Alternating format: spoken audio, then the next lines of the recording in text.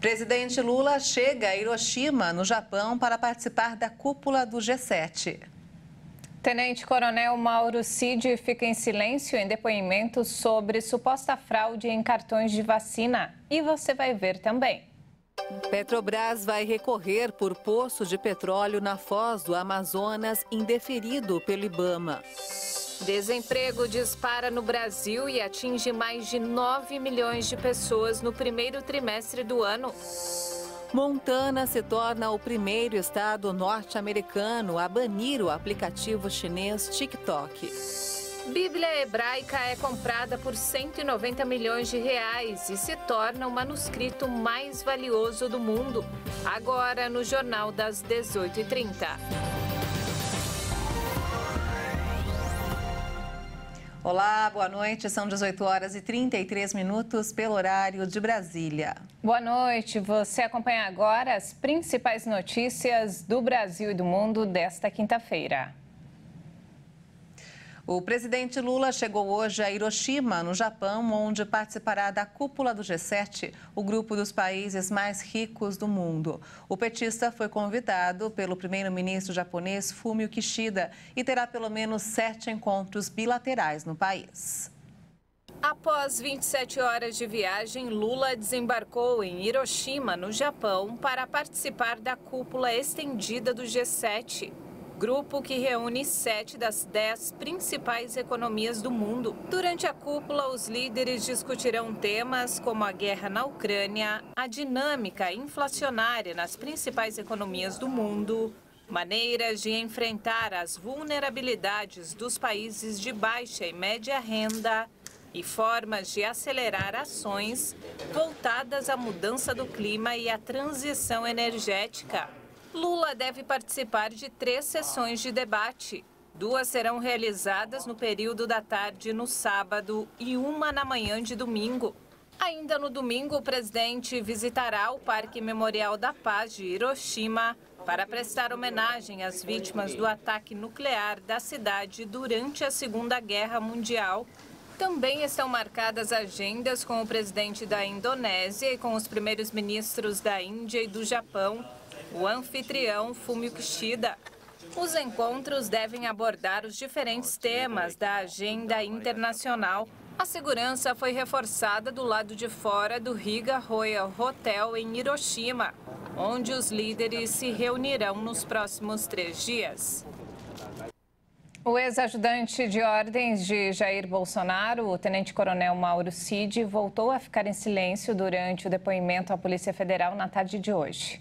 O militar reivindicou o direito e não respondeu às perguntas do inquérito que investigam o esquema de fraude nos dados do cartão de vacina do ex-presidente. Este é o segundo depoimento do militar investigado. O primeiro foi no dia em que foi preso pela Polícia Federal. Além da sua atuação no esquema do cartão de Bolsonaro, o militar também precisa explicar uma suposta fraude nos seus próprios dados e de sua família. A maioria dos ministros do Supremo Tribunal Federal votou hoje para condenar o ex-senador Fernando Collor pelos crimes de corrupção passiva e lavagem de dinheiro. Até o momento, acompanham o entendimento do relator Edson Fachin pela condenação nestes crimes os ministros Alexandre de Moraes, André Mendonça, Luiz Roberto Barroso, Luiz Fux e Carmen Lúcia. O plenário do STF julga uma ação penal em que Collor é acusado de receber quase 30 milhões de reais em propina por negócios da BR Distribuidora, subsidiária da Petrobras, na venda de combustíveis. Fachin considerou que há provas suficientes de que os crimes ocorreram e foram praticados por Collor, utilizando sua função de ex-parlamentar. E a Petrobras disse hoje que vai recorrer da decisão do IBAMA que negou a exploração de um bloco de petróleo na foz do rio Amazonas, no Amapá. A empresa afirma que atendeu rigorosamente todos os requisitos do processo de licenciamento. A estatal informou, através de nota, que atendeu rigorosamente todos os requisitos do processo de licenciamento e todos os recursos mobilizados no Amapá e no Pará para que a realização de um simulado pré-operacional para testar os planos de resposta e emergência fossem feitos estritamente em atendimento a decisões e aprovações do IBAMA. O órgão ainda informou que o poço está a 175 quilômetros da costa do Amapá e mais de 500 quilômetros de distância da foz do Rio Amazonas. A exploração da área faz parte de um compromisso assumido com a Agência Nacional do Petróleo, Gás Natural e Biocombustíveis no Brasil. Na quarta-feira, a Petrobras se mobilizou para tentar convencer o IBAMA e os demais órgãos ambientais a liberar a exploração de petróleo na chamada margem equatorial. E horas depois, o presidente do IBAMA, Rodrigo Agostinho, negou a licença solicitada pela Petrobras para perfurar o bloco, considerado o novo pré-sal do país na bacia do Amazonas. O desemprego no Brasil aumentou 8,8% no primeiro trimestre. Mais de 9 milhões de pessoas estão desocupadas. A alta foi puxada pelo desempenho negativo do mercado de trabalho em 15 estados e no Distrito Federal. A taxa de desemprego no país chegou a 8,8% no primeiro trimestre de 2023. Uma alta de 0,9 ponto percentual quando comparado com o período anterior, do último trimestre de 2022. 860 mil pessoas a mais, somando ao todo 9 milhões e 800 mil brasileiros fora do mercado de trabalho. Em relação ao último trimestre de 2022, a taxa de desemprego no Brasil subiu em 16 das 27 unidades da federação. As outras 11 unidades ficaram estáveis. Entre os maiores índices, Bahia ficou com a maior porcentagem, registrando 14,4%, seguida de Pernambuco com 14,1% e Amapá com 12,2%. As menores taxas foram registradas em Rondônia com 3,2%, Santa Catarina com 3,8% e Mato Grosso com 4,5%. Segundo o levantamento, o número de empregados com carteira assinada no setor privado manteve estabilidade no trimestre. Então, boa parte da queda na ocupação pode ser atribuída à redução dos trabalhadores sem carteira no setor público e privado. E olha só que bacana, um levantamento feito pelo Serviço Nacional de Aprendizagem Industrial mostrou hoje que o mercado está se abrindo para profissionais com mais de 50 anos. A pesquisa também mostrou que as mulheres têm menos oportunidades e que as chances de contratação são maiores para quem estudou ou tem cursos de qualificação profissional. Apesar dos avanços, o crescimento ainda não vem sendo igual para todos. A maioria dos contratados acima dos 50 anos é formada por homens, enquanto as mulheres representam 42%. Os setores que mais criaram vagas foram as áreas de comércio, serviços e indústria. Esse último tem as maiores médias salariais. É o maior índice nessa faixa etária em 15 anos. O consumo de produtos com impacto positivo ao meio ambiente vem crescendo no Brasil. Um estudo divulgado na APAS Show 2023, maior feira de alimentos e bebidas da América Latina, mostra que consumidores valorizam a preservação do meio ambiente na hora de fazer as compras. Sustentabilidade. Esse é o conceito que tem feito a cabeça dos consumidores, segundo pesquisa encomendada pela Associação Paulista de Supermercados. O estudo divulgado na APAS Show em São Paulo mostra que 95% dos brasileiros dão prioridade para produtos e serviços de empresas que investem em práticas sustentáveis. Inclusive, 64% dos entrevistados disseram que já deixaram de consumir uma marca ou de frequentar um estabelecimento depois de saber que a empresa ou seus funcionários não tiveram um comportamento ético. Então, há inúmeras iniciativas da indústria em seus produtos, trazendo isso aqui para a APAS Show, para mostrar para os supermercadistas que compram esses produtos, de que o poder funcional do produto vai além.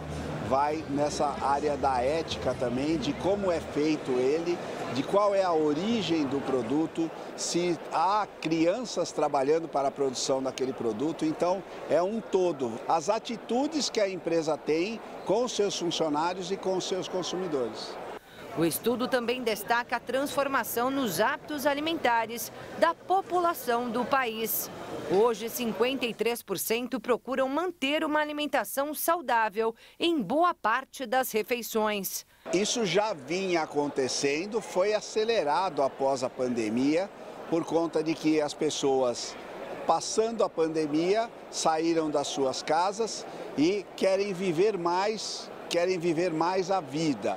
De olho nessas mudanças, o setor supermercadista tem ampliado a oferta de produtos chamados FLV, frutas, legumes e verduras.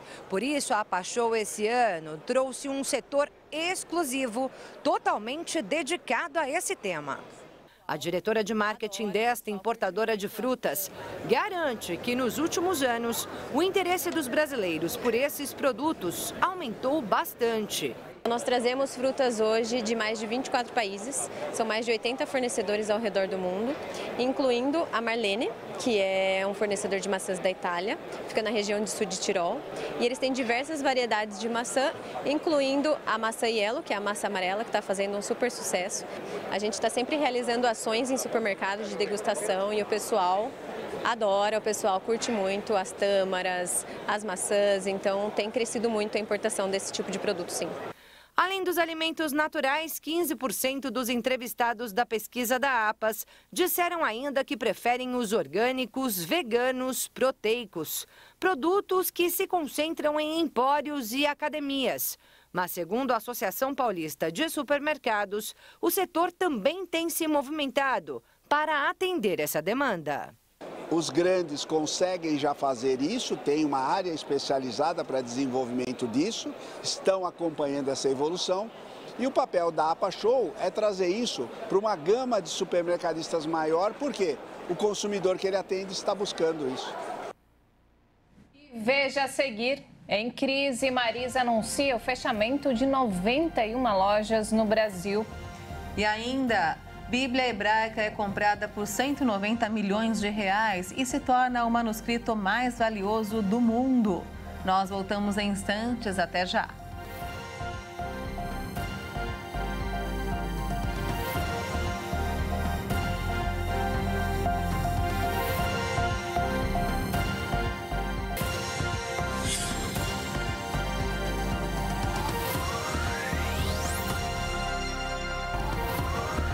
Estamos de volta às 18 horas e 46 minutos pelo horário de Brasília.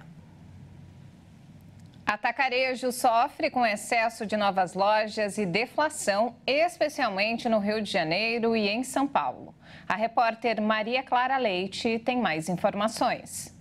Esses grandes supermercados que vendem para empresas e pessoas físicas, chamados atacarejos, registraram queda nas vendas de 4,8% entre abril e maio até o dia 7 aqui em São Paulo.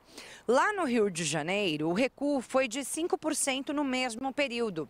E uma das razões para essas baixas seria a deflação de alimentos, que estima-se estar em 7% em 12 meses, com queda maior em alguns produtos centrais da cesta básica.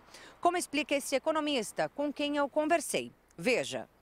O atacarejo, ele possibilita você comprar tanto no atacado quanto no varejo. E se você sabe que o preço do produto, ou do bem, ou do serviço, etc., vai cair e que a tendência é de continuar caindo por causa, principalmente, da guerra da Ucrânia, que ela vai continuar, então o preço do fertilizante vai continuar caindo, então o preço de produção do alimento vai continuar caindo, então o preço do alimento vai continuar caindo, você posterga essa compra. Ao postergar essa compra, o preço dos alimentos acabam caindo cada vez mais para você tentar continuar essa venda. Esse é um dos principais motivos em relação à deflação que acaba impactando a venda no atacarejo. Porque antigamente você comprava todo dia, na nossa época.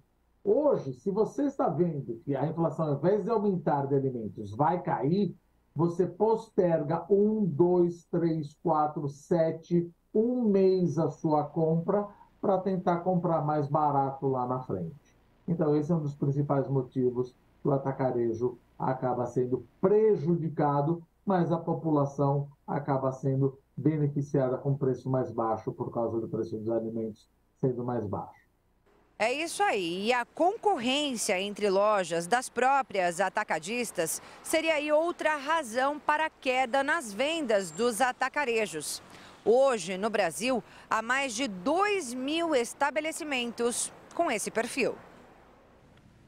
E vamos agora ao mercado financeiro. O dólar fechou em alta nesta quinta-feira, acompanhando o avanço da moeda no exterior e diante do maior otimismo do mercado em relação às negociações sobre o teto da dívida dos Estados Unidos. O mercado ainda repercute a aprovação do pedido de urgência para a votação do novo arcabouço fiscal pela Câmara dos Deputados. A medida permite que o projeto seja votado diretamente no plenário e a previsão é que isso ocorra já na próxima semana. A moeda norte-americana subiu 0,68% e encerrou o dia cotada a R$ 4,96 na venda.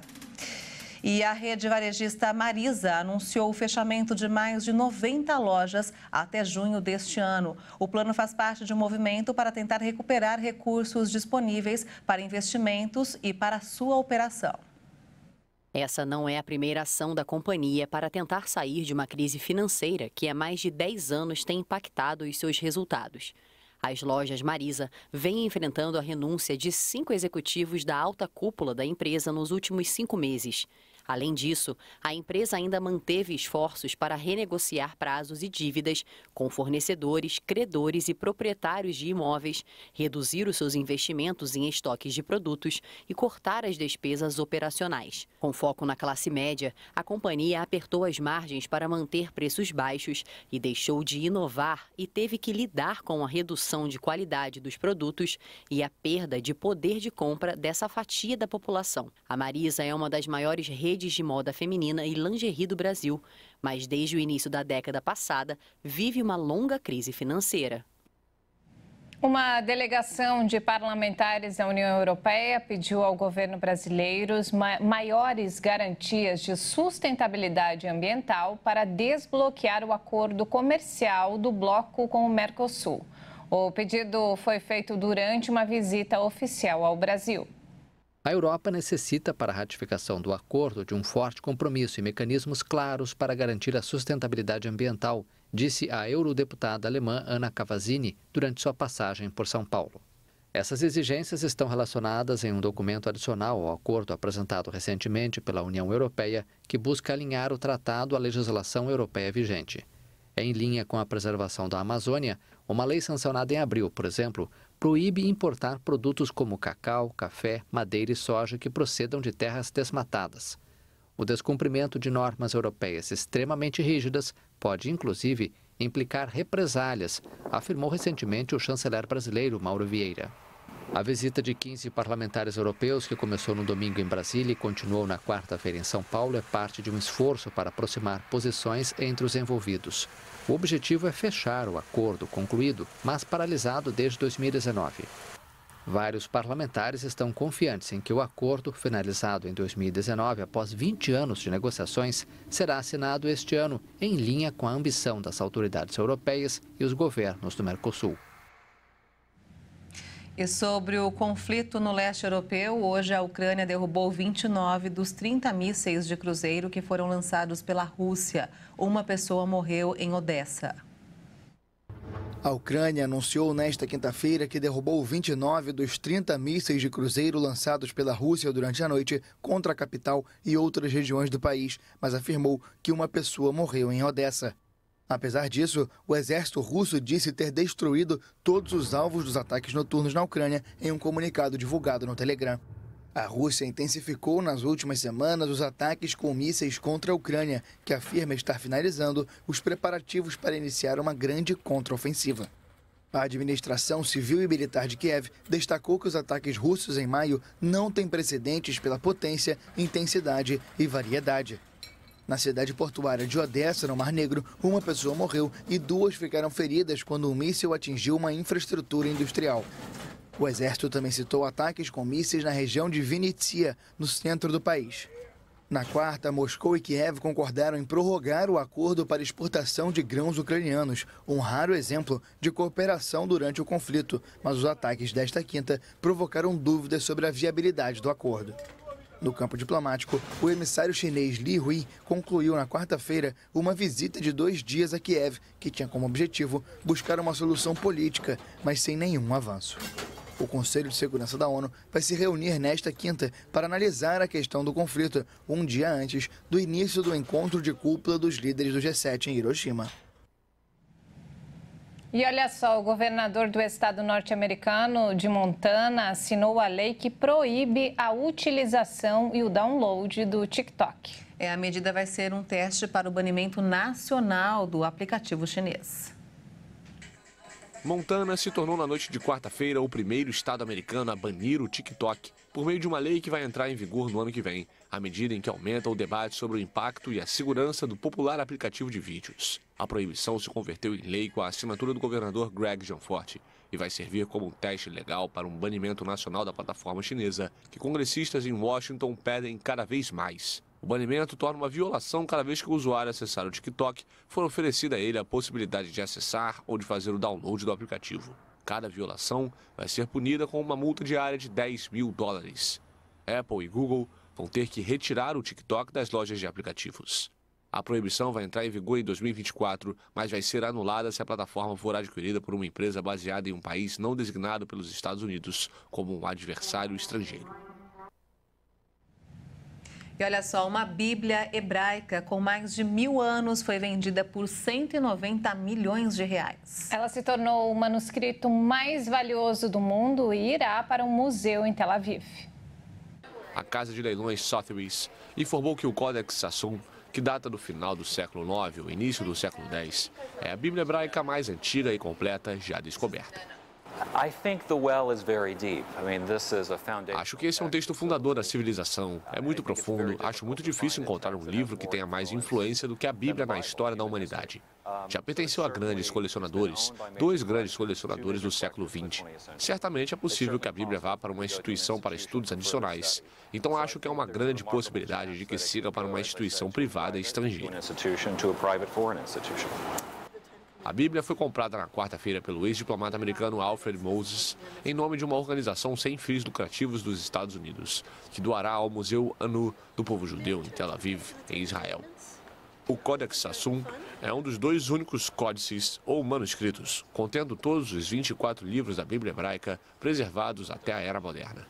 Recebeu o nome do seu proprietário anterior, David Solomon Sassoon, que reuniu a maior coleção particular de textos judaicos antigos do mundo.